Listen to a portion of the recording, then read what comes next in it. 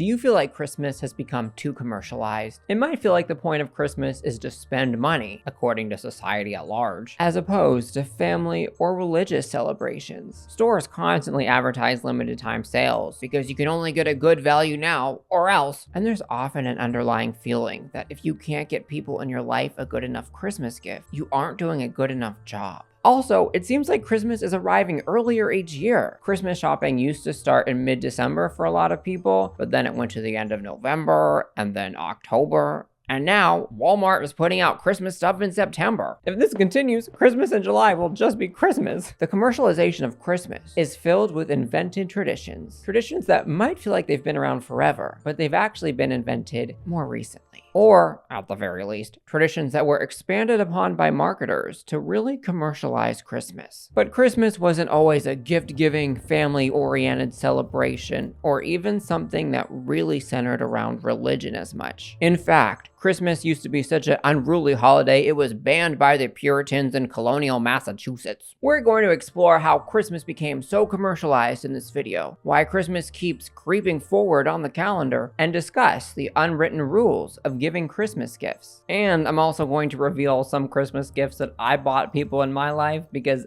I know they don't watch my videos, so it's not my fault that their Christmas gifts, which are going to be a secret to them, are actually public information. And it ties into the video, kind of. So grab a snack if you want, like hot chocolate or cookies. I wish that I had those right now. And we're gonna discuss the commercialization of Christmas. The origins of commercialized Christmas. The Bible doesn't specifically say that Jesus was born on December 25th, so a lot of people didn't feel the need to celebrate his birthday then, and the celebrations that did exist varied by region. But modern Christmas is said to have been born within the United States of America and has been pushed out around the world due to American cultural influence. In the 17th and 18th century in English-speaking countries, Christmas was generally seen as a time to be unruly, get drunk, and party. Christmas back then didn't necessarily resemble what Christmas is today unless your family gets really drunk at your family dinners, in which case it might be exactly the same. American Puritan colonists banned Christmas celebrations in colonial Massachusetts because they didn't want any of that stuff in their colonies, and anyone caught celebrating would be fined 5 shillings. In colonial Jamestown, however, it said that Christmas was celebrated, so Christmas wasn't banned everywhere in the colonies, but then apparently Christmas fell out of favor. During the American Revolution, many colonists rejected English traditions, including England itself,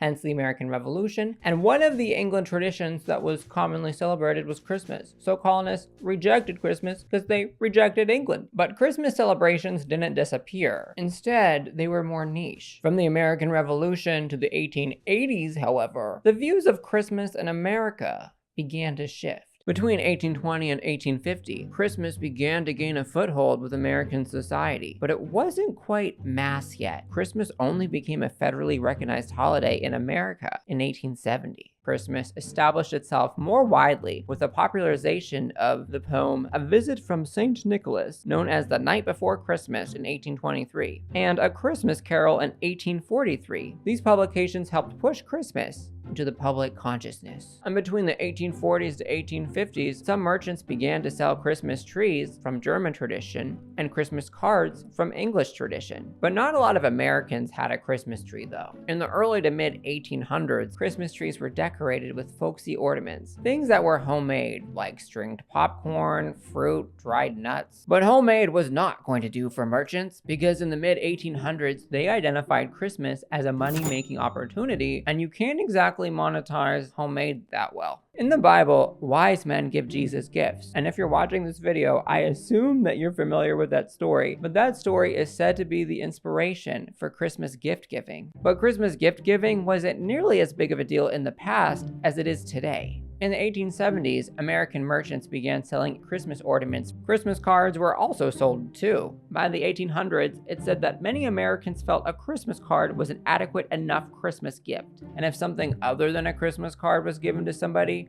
It was homemade because homemade gifts were appreciated. And merchants could not monetize homemade gifts. That was not going to do. So merchants started selling gift kits where gift components were sold, but the purchaser would actually assemble the gift themselves. Therefore, the purchaser felt like the gift was homemade, even though it was actually a monetized product. And these early, smaller scale commercialization efforts laid the foundation by the 1880s for the explosion of the commercialization of Christmas.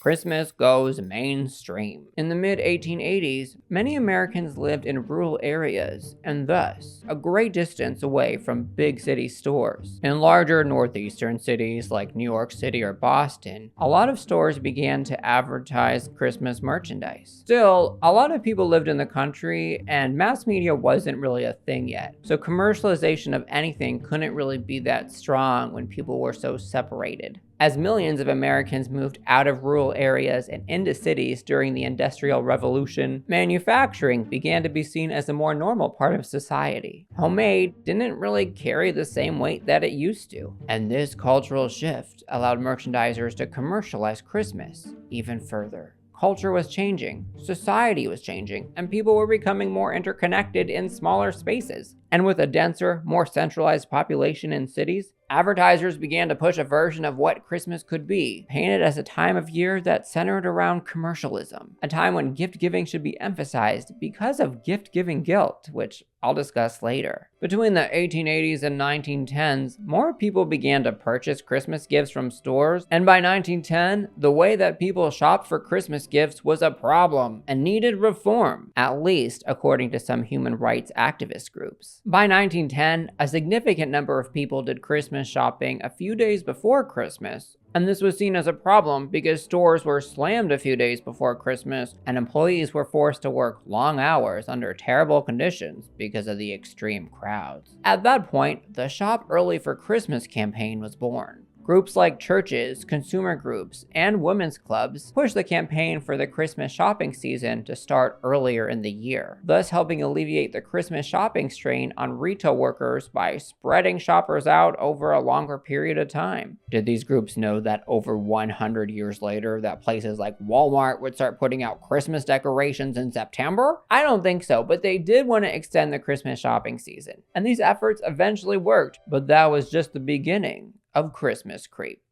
How guilt built Christmas. The commercialization of Christmas was largely built on marketing guilt. Mass media was emerging all around the world during the turn of the century, connecting people in ways they hadn't been connected before. Mass media in the United States allowed everybody to see the same advertisements and hear the same Christmas songs on the radio, regardless of location, and marketers created a standardized version of Christmas, one that still holds up today. Regarding Christmas marketing at the time, Dr. Ruth McClellan Nugent, a pop culture scholar, said, "We get the first mass advertising in the 1920s and 1930s, with professionals who are using some of the new psychological theories about advertising to drive these very sophisticated campaigns. They were marketing a Christmas experience in which your children will love you and your family will be happy together. All you need to do is buy their stuff." The message marketers essentially leaned into was that if you were not purchasing their stuff, you're denying your loved ones the happiness that comes with Christmas. No purchasing, no joy. That marketing strategy is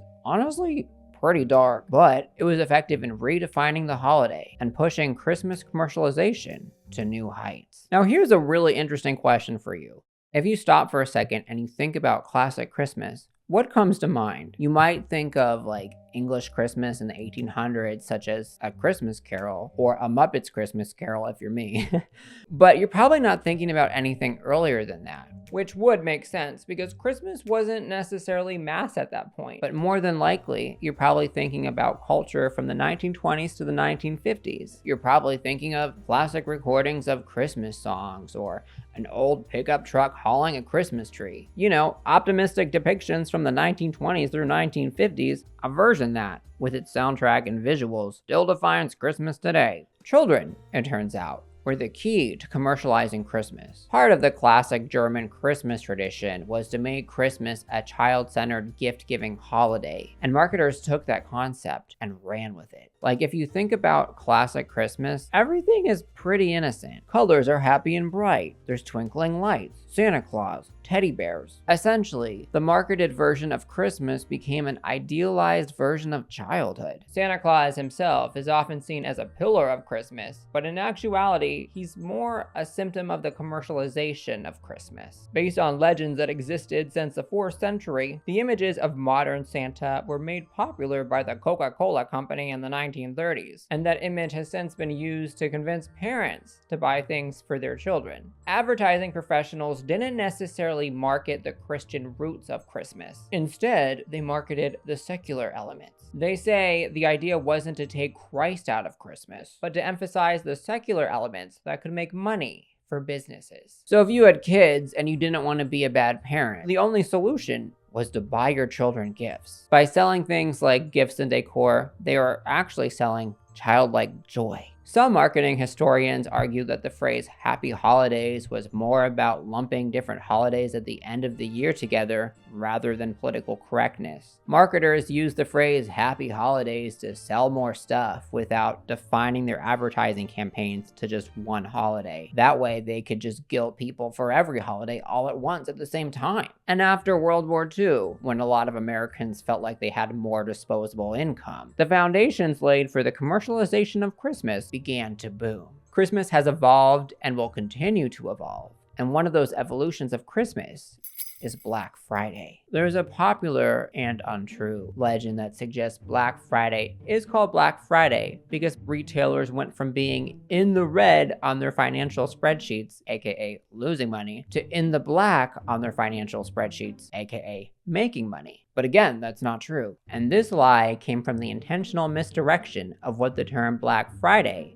actually means. The modern use of the term Black Friday originates from the city of Philadelphia. Starting somewhere between the late 1950s and early 1960s, the Saturday after Thanksgiving, Philadelphia hosted an annual Army-Navy football game, and tourists would swarm into the city of Philadelphia, clog the streets with their numerous bodies, were rowdy, and shoplifted. I'm sure most people were fine visiting Philadelphia, but you know what I mean. It was said to be a terrible time for police officers who apparently weren't allowed to take time off work after Thanksgiving. Instead, they had to work super long hours while the city was in chaos. And thus, the Friday before the Army-Navy football game became known as Black Friday because people overstuffed in a city are hard to deal with. And when the day is known as Black Friday, the connotation might be that it's a bad day to visit Philadelphia. And the retailers in Philadelphia did not like this negative connotation. They were in the business of making money, not scaring people away from their stores. So, in their cheerful American consumerism way, stores tried to rebrand Black Friday to Big Friday. Needless to say, the Big Friday rebrand efforts did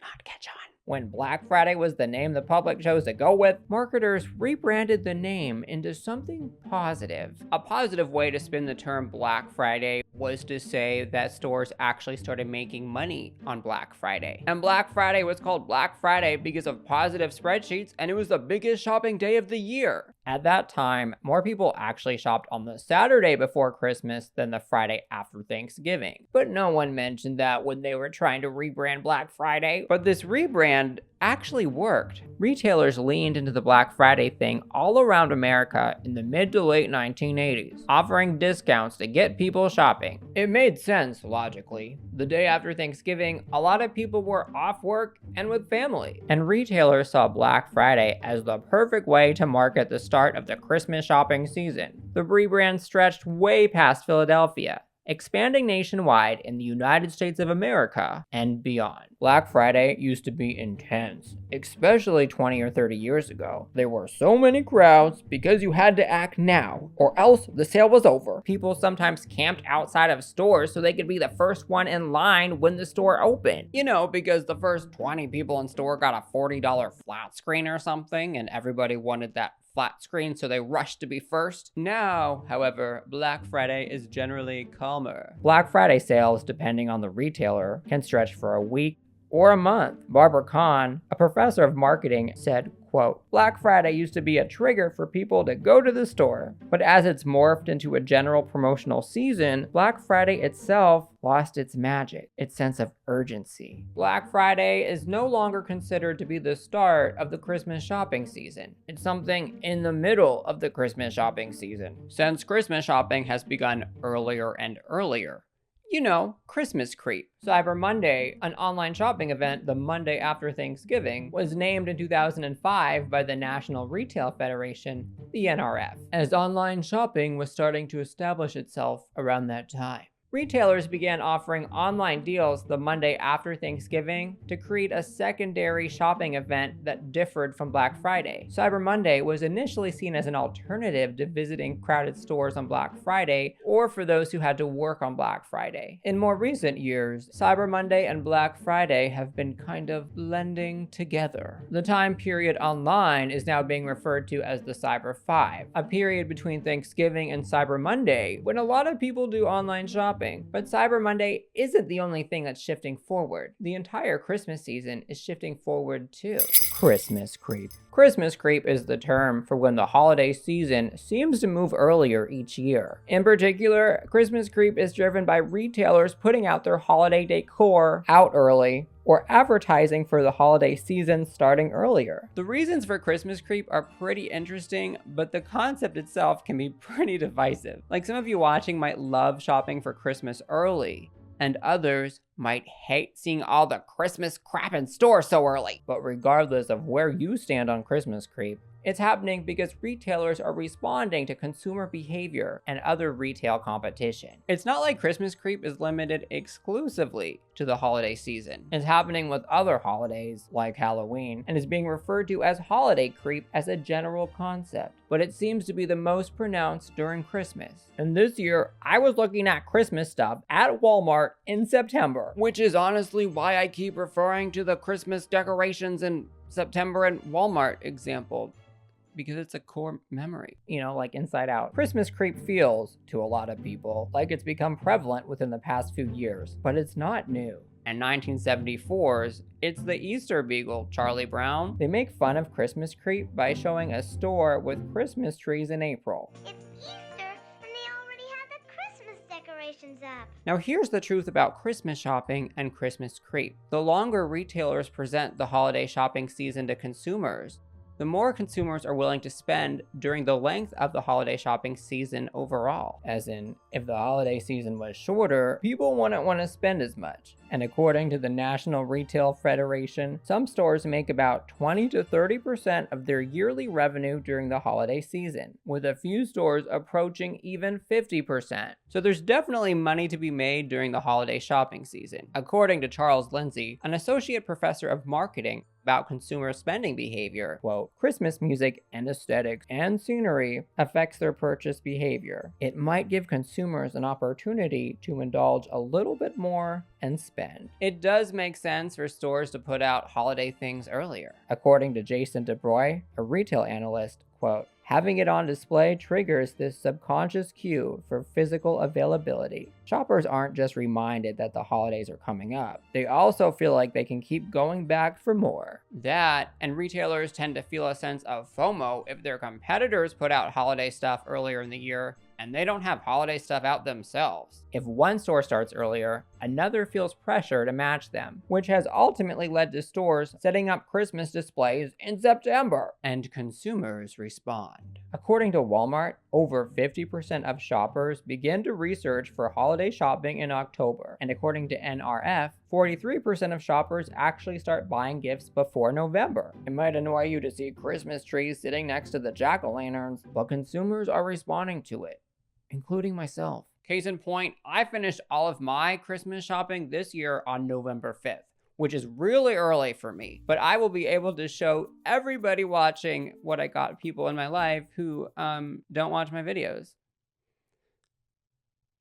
So that's a bonus to shopping early, I guess. And there's unwritten rules for giving Christmas gifts. Rules that have emerged that we tend to follow as humans. Unofficial rules that map out gift-giving behavior. Rules that were published in the American Journal of Sociology that blew my mind because I act this way and everyone I know acts this way, even though I don't consciously think about it. But before we get into the unwritten rules of Christmas gift giving commercialized behavior, let me tell you about some of the gifts that I got people in my life who don't watch my videos, because why not? I just want to say that I have a $40 spending limit on gifts, and that might seem like too little for people. But at the end of the day, I like my savings account more than I like getting gifts for people. So, to my friend Danielle, I got you a one-piece bag, which you already know because I shipped it to you already. I got my sister a sports jersey. She asked for this. I don't know why she wants this.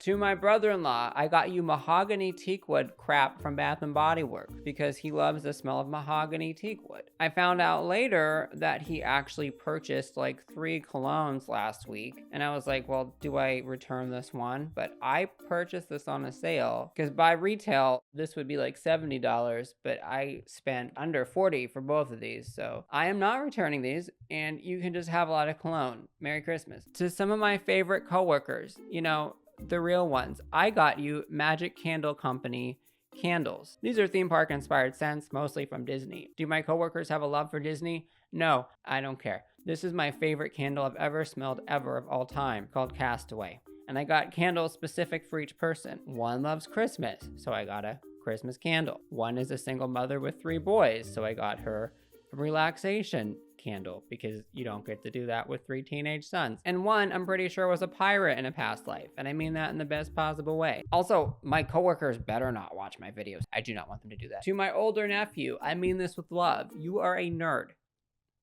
So I got you a Star Wars puzzle, but not just Star Wars, the Clone Wars. I couldn't believe I found this. I also got him this little mini cologne from Bath & Body Works because he's getting into cologne. This retails for like $18. I got this for free with a reward, so this will look great. Like I spent a lot, but I spent nothing. I also got him Sydney Candle Company candles. He's been asking for this particular candle for 4 years, but nobody's bought it for him. So I said, I'll do it. And I did it. Merry Christmas. I got my niece a personalized Moana fleece. I'm covering the name, but her name's sewn on here. She's also too young to understand these videos, so I would not expect her to watch them anyway. To my mother, I got you a $50 Disney gift card. And look how bent this is. I know I said $40 is my gift giving limit, and it is, but that's a line in the sand. It's not a line in stone, you know? Like I will go above that sometimes or below that if I feel like it. I'm flexible. My mother actually watches these videos,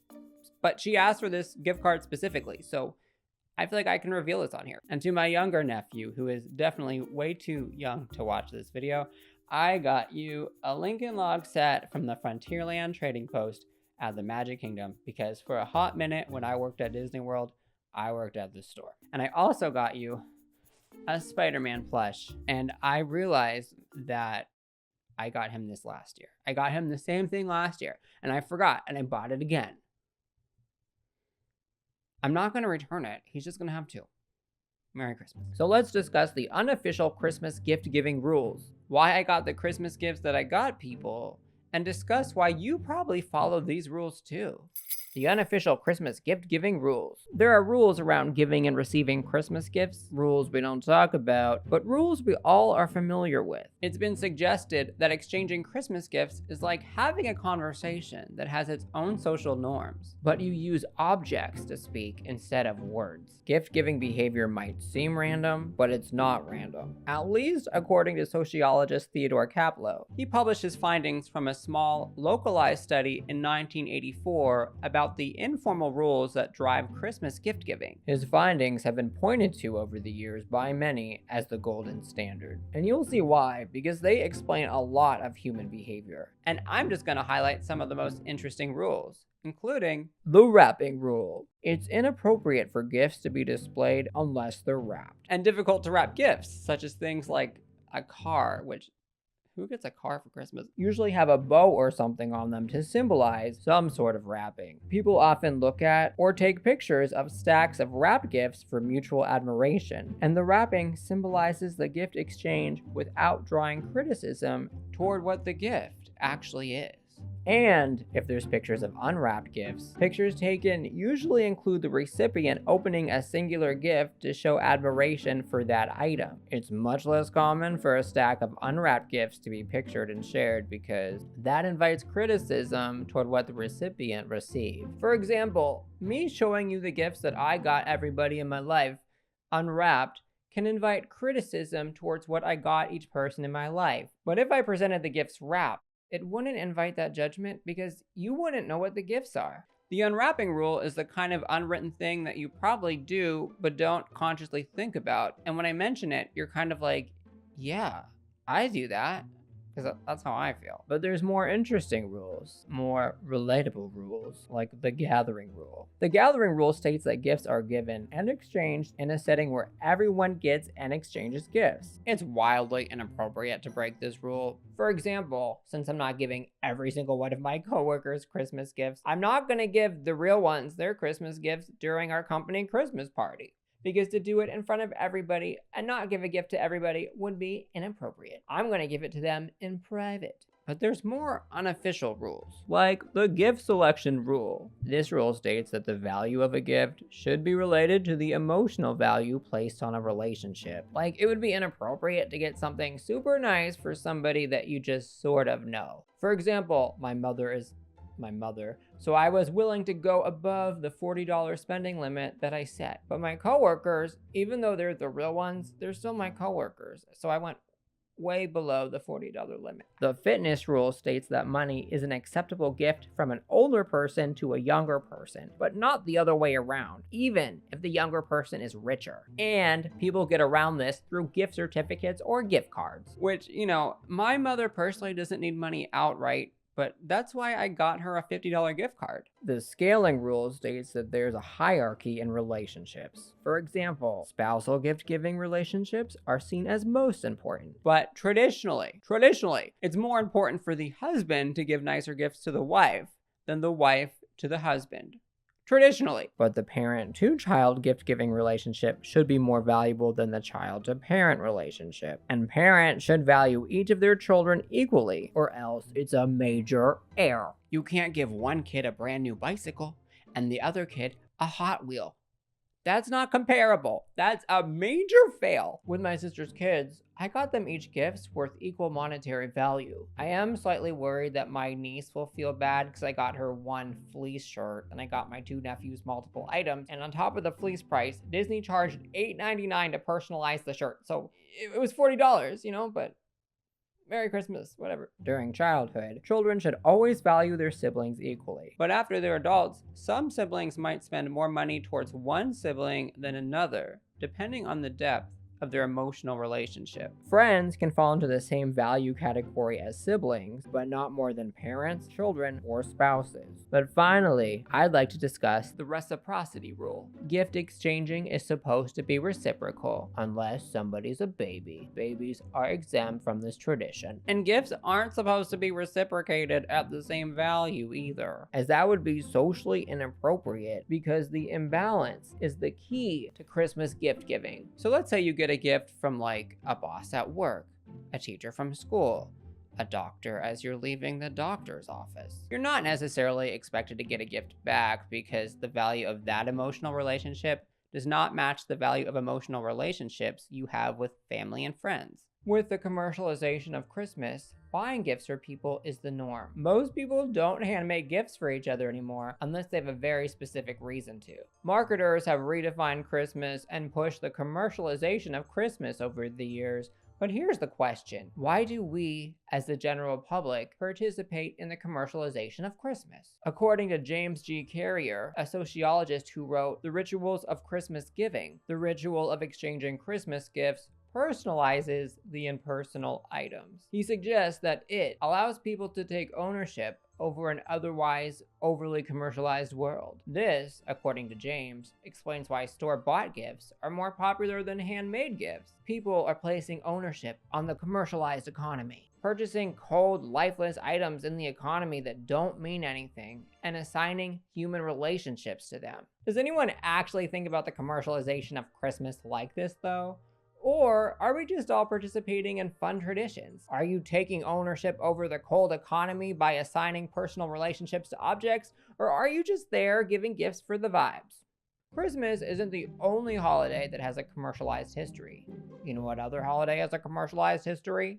Halloween. Christmas wasn't the only holiday driven by commercialization. Halloween had a similar story. Halloween started out as a spooky holiday and has since become largely unrecognizable compared to its roots. Halloween costumes evolved from this to this. If you'd like to know the history of Halloween and how Halloween costumes have changed over time, please click on this video next. And thank you so much for watching.